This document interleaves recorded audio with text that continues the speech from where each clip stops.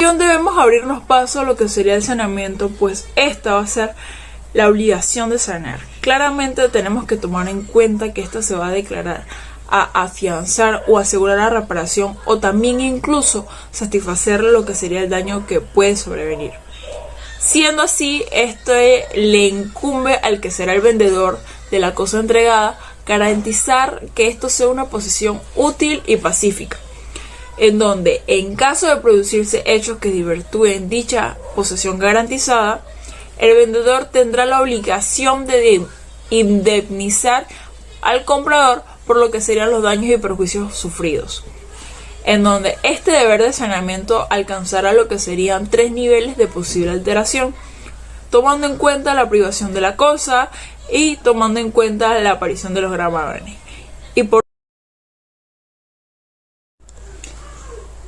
Continuando, deberíamos mencionar que el artículo 1231 nos habla acerca de que el vendedor estará obligado a la entrega y saneamiento de la cosa objeto de la renta, trayendo consigo la siguiente interrogante: ¿qué es la evicción?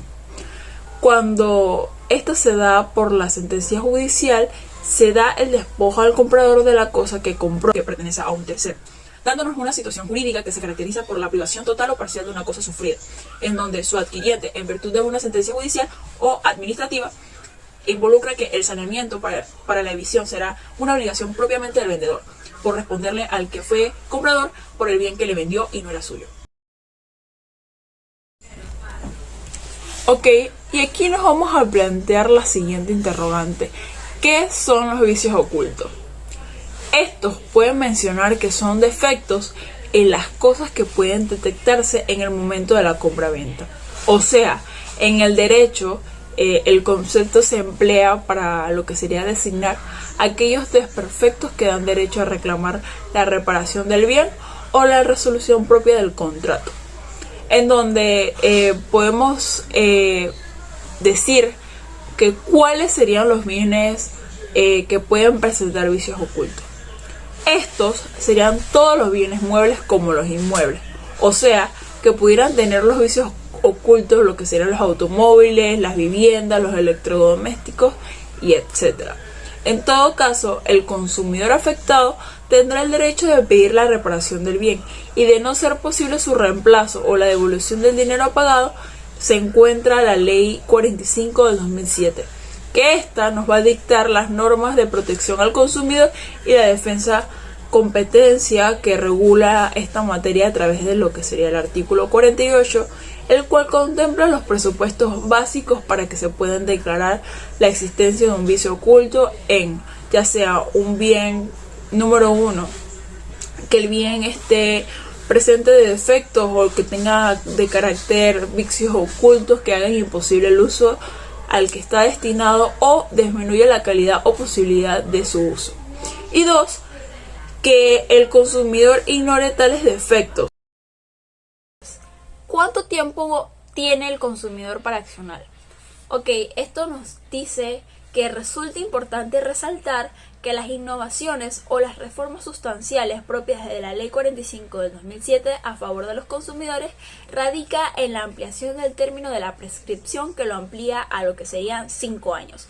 Es decir, que ahora el afectado contará con dicho término para presentar sus reclamaciones por la existencia de vicios ocultos, contándose en lo que sería el plazo que desde que tuvo conocimiento del hecho, de acuerdo al artículo 108, que nos dice que las obligaciones del vendedor no acaban con la entrega de la cosa. O sea, que el artículo 1244 aquí también nos habla de lo que sería el vendedor. O sea, que el vendedor le respondería a lo que sería el comprador, y por la posesión legal, pacífica de la cosa vendida. Entonces, también menciona que se responde también por los vicios y los defectos ocultos que este mismo tuviese. El saneamiento por evicción es un tema que se encuentra en nuestro Código Civil desde el artículo 1245 al 1253, donde este último es una explicación de la prescripción de dicho tema. Comencemos. El artículo 1245 explica cómo surge el saneamiento por evicción y esto se da cuando se priva al comprador, sea una parte o sea completamente el objeto que haya comprado. Por ello, el vendedor deberá responder por evicción, aunque nada de ello se haya pactado por medio de un contrato. Es por esto que los contratantes tienen la facultad, sea de aumentar como disminuir o suprimir la obligación legal del vendedor. El artículo 1246 va dedicado al vendedor. Y esto es si éste actúa en base a mala fe. ¿Qué ocurre cuando esto pasa? Bueno, el artículo es sencillo. Si dicha situación se da, todo pacto quedará completamente nulo. El artículo 1247 explica qué ocurriría si el comprador llegase a renunciar a su derecho de evicción.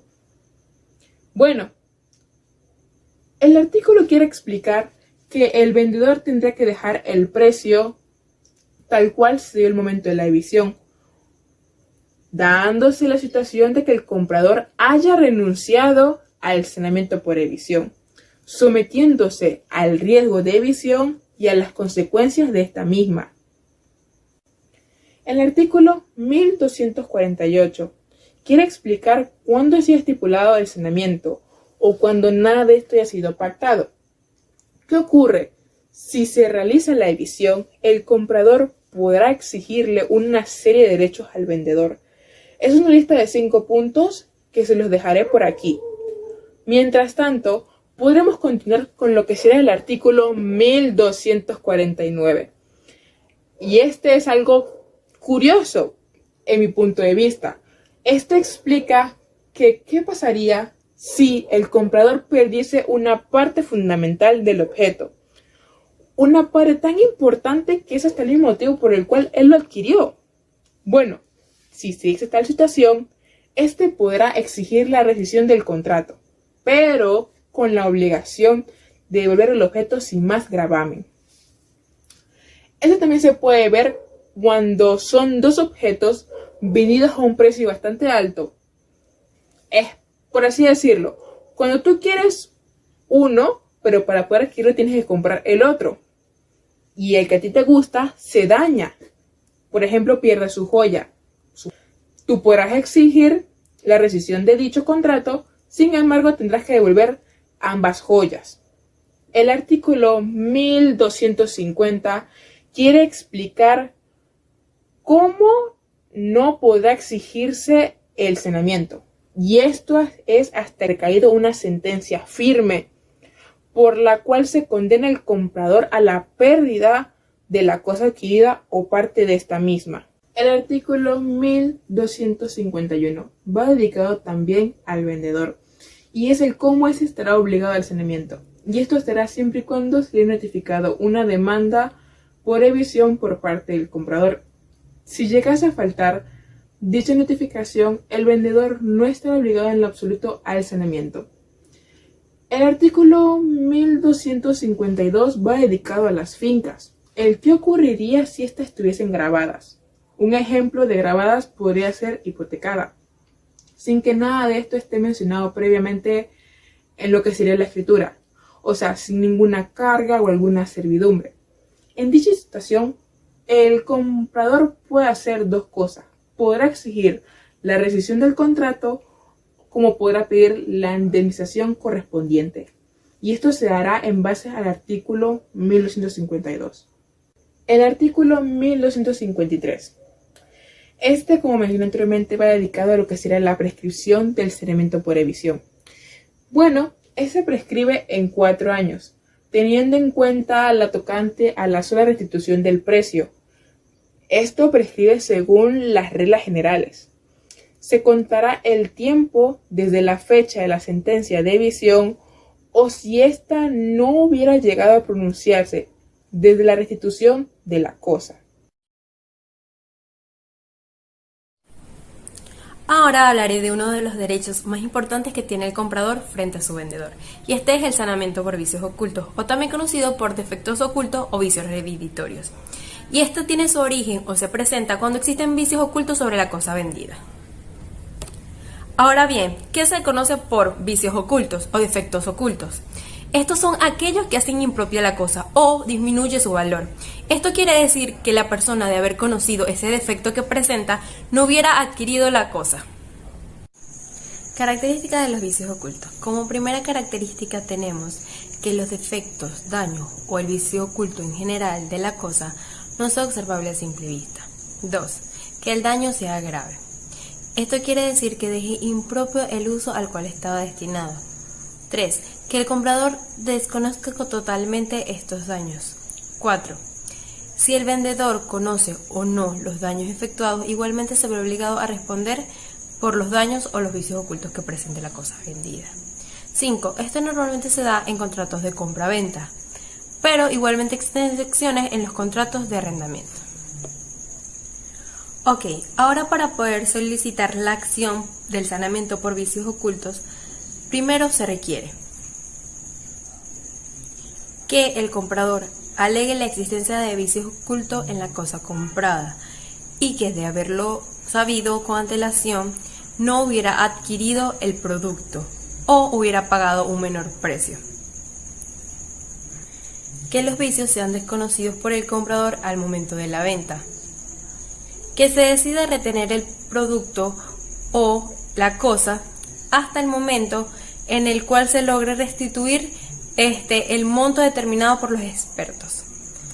Entonces, con base a lo anteriormente dicho, podríamos definir que los vicios ocultos, o para realizar la acción, se destacan 3 requisitos principales, los cuales son que el daño sea previo a la compraventa. Si el vendedor lograra demostrar que estos daños se realizaron después que se realizó el contrato de compraventa, haría que la reclamación fracasara. Segunda, que el daño sea grave. Como se mencionó anteriormente, este daño tiene que ser de una índole de que si el comprador hubiera conocido que esto existía, no lo hubiera adquirido. Y por último, y la más importante, que el daño sea oculto, ya que en el caso de que este daño sea fácilmente detectado, no podría proceder esta acción. Ahora les plantearé uno de los ejemplos donde se puede apreciar de forma clara y concisa cómo se presentan los vicios ocultos. Este es en el caso de las humedades. Las humedades se da en un contrato de compraventa, en donde la persona que adquiere la casa no puede observar de forma clara y concisa el daño que presenta, sino que este se adquiere o se observa meses después de la adquisición de la casa. Ahora nos iremos a lo que habla o lo que dice la legislación panameña. Se habla de vicios ocultos desde los artículos 1254 hasta el 1270. Ahora les explicaré el artículo 1254. Este nos habla de que el vendedor está obligado al saneamiento por vicios ocultos cuando éste presenta defectos sobre la cosa vendida, los cuales incapaciten de forma importante el uso al cual estaba destinado, o en el caso de que el comprador hubiera pagado un menor precio del tener conocimiento del mismo. Ok, aún un ejemplo de este artículo. Lo podemos ver en una persona, por ejemplo, que adquiere un automóvil en el cual se lo vende de la forma y funciona perfectamente, pero a los meses o al tiempo de haberse comprado, el auto deja de funcionar. Este es el fin por el cual la persona lo compró, para lograr movilizarse. En el artículo 1255 vemos que hace referencia al artículo 1254 y 1254A. El artículo 1255 nos dice que el comprador puede elegir entre la rescisión del contrato, abonándosele así los gastos que él ha pagado, o puede hacerse una rebaja proporcional al pago que él hizo, siempre y cuando se tome en cuenta la decisión de los peritos. Si el vendedor actuó de mala fe y elige la rescisión del contrato, además de abonarle los gastos que él pagó, también se le tendrá que hacer una indemnización por los daños y perjuicios por parte del vendedor. Podríamos dar un ejemplo. Yo compré una silla, pero ¿qué sucede? Tenía un vicio oculto. Los tornillos estaban oxidados, no se podría ver a simple vista. Cuando yo me voy a sentar a ella, una vez que yo compré el objeto, se me daña, se me rompió. Había un vicio oculto. Bueno, el vendedor tiene que sanearme los vicios de esta silla, devolviéndome en sí los gastos que ya yo pagué, y si actuó de mala fe y sabía que había un vicio oculto, indemnizármelo por los daños y perjuicios. En el artículo 1256 tenemos que si el objeto se perdiere por causa de los vicios ocultos que tenía el que sufrirá la pérdida será el vendedor.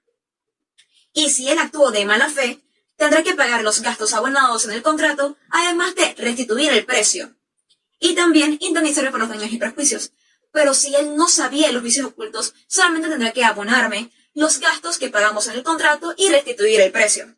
En el artículo 1257 tenemos que si yo le comprase una cosa a dos vendedores, pero resulta ser que ese objeto no le pertenecía a ellos, sino a un tercero, y se me priva la utilización de la cosa, o sea que yo no tengo la posesión legal y pacífica de la cosa, entonces yo no voy a ir ante la persona que me quitó el objeto, sino que voy a ir contra los vendedores que me vendieron el objeto.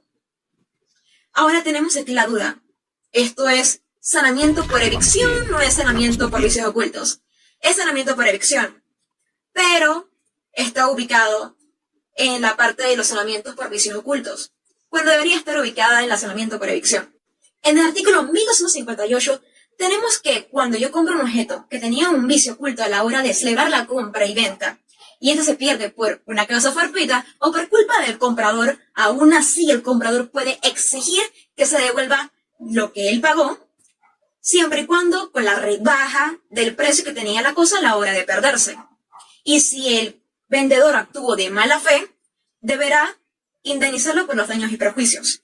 O sea, supongamos, yo compro un carro de segunda, y el vendedor sabía que tenía un vicio oculto, la transmisión estaba dañada, y se pierde porque viene un tornado y se lo lleva. Aún así, el comprador puede reclamar el pago que él dio con la rebaja que tenía el objeto a la hora de perderse. O supongamos que, nuevamente, la transmisión estaba dañada y me estrello, me choco, ahora sí puedo reclamarle al vendedor, ahora nuevamente, el precio que pagué con la rebaja que tenía el objeto a la hora de perderse.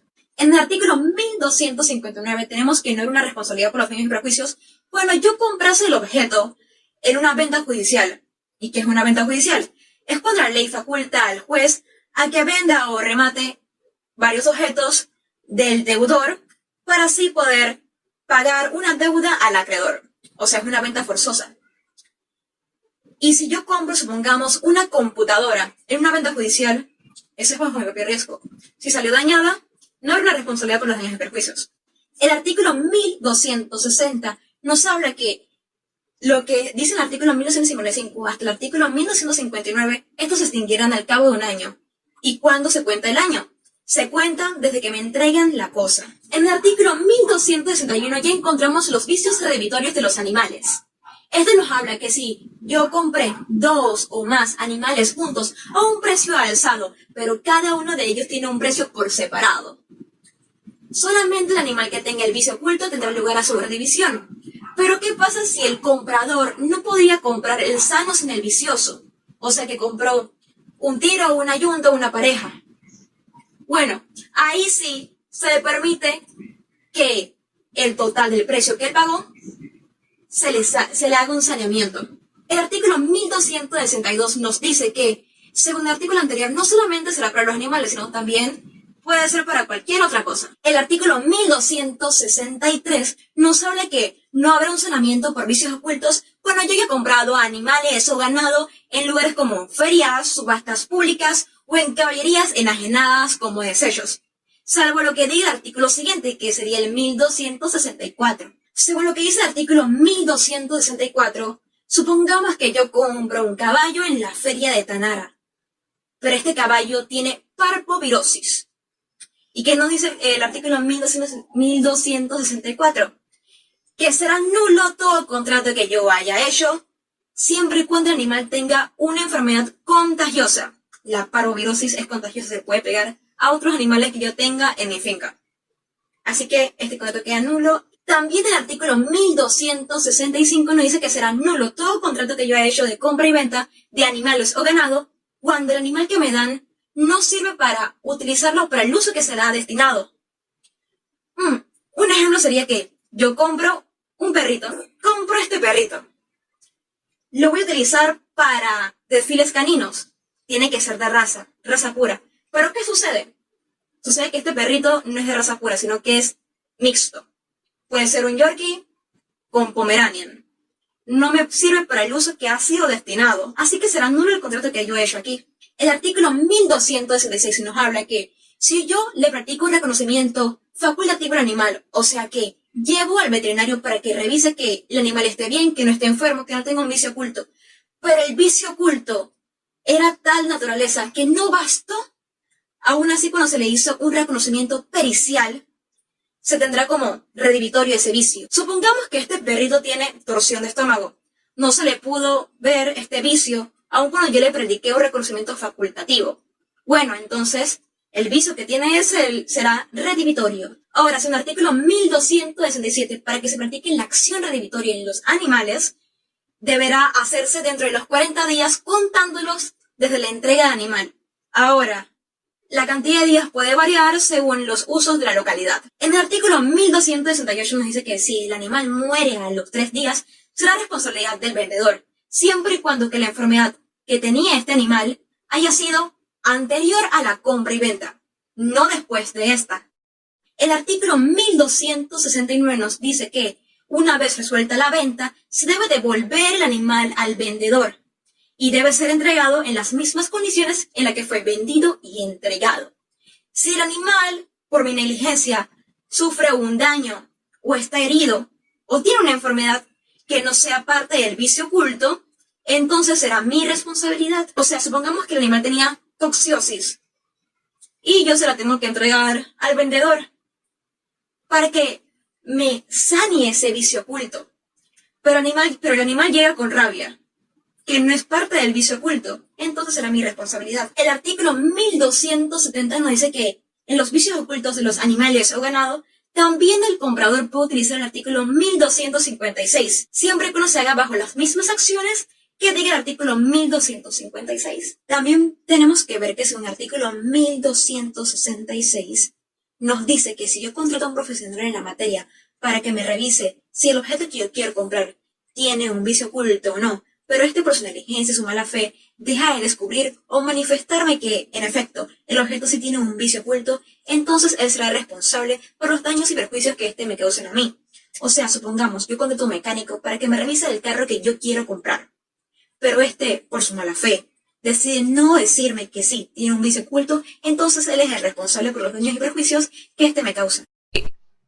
Y vamos a hablar de la jurisprudencia. Primeramente, hay que tomar en cuenta lo que sería el artículo 1245, en donde nos dice que la evicción será cuando se prive al comprador por lo que sería una sentencia firme y en virtud de un derecho anterior a la compra, en donde sería tomando en cuenta si es de todo o parte de la cosa comprada.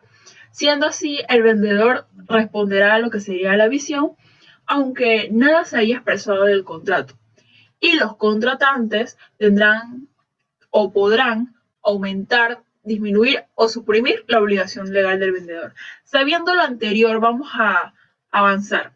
Ok, aquí se da que el saneamiento por evicción se da por lo de los traslapes de finca y pueden considerarse lo que serían vicios ocultos, haciendo la obligación del vendedor una obligación de carácter saneamiento por evicción. En donde el antecedente aquí básicamente sería que se ignora la sentencia del ADQM, contenido claramente especializado en lo que serían los peritos y las demás pruebas documentales, desconociéndose así lo que mencionamos del artículo 1245 propio del Código Civil, en donde los innumerables traslapes afectan la superficie de fincas objeto de compra y venta, en donde estos jurisdiccionalmente en el proceso de deslinde y amojonamiento realizado constituyen elementos de carácter probatorio en donde debió acatar la norma la decisión. Sabiendo lo anterior, esto se da a lo que sería la Sala Civil de la Corte Suprema de Justicia el 7 de febrero de 2014, involucrando a Megaforest Investment Inc., en donde va a recurrir a lo que será la casación del proceso ordinario que le sigue a lo que sería el asentamiento campesino propio del 11 de octubre involucrando a las guaguas, en donde dispone que tendrá lugar la evicción cuando se prive al comprador por sentencia firme y en virtud de un derecho anterior a la compra, en donde, como menciona el artículo 1245, y que también existen los vicios ocultos en el saneamiento por evicción reconocidos, en donde así deberá resolverse la existencia de los vicios ocultos.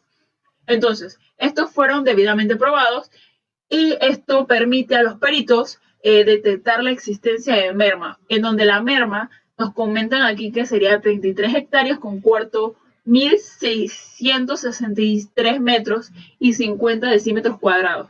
O sea, tiene una diferencia importante y destacable de hectáreas de superficie, puesto que las fincas fueron objeto de compra y venta, pero por razón de obligación de sanear, resulta pertinente a lo que sería el asentamiento campesino de la fecha 11 de octubre, en donde se da que no hay un cumplimiento, por decirlo así, un cumplimiento de la obligación.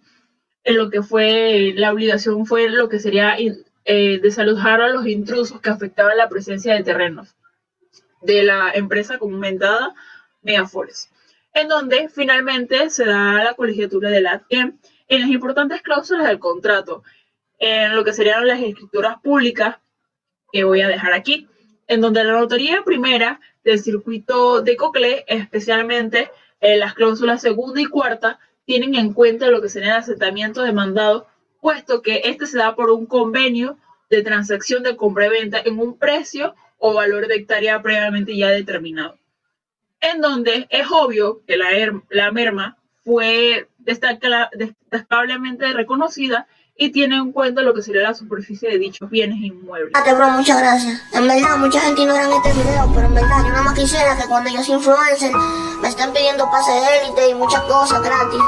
Pero gente, tranquilo que los que se quedaron les voy a regalar sus cosas.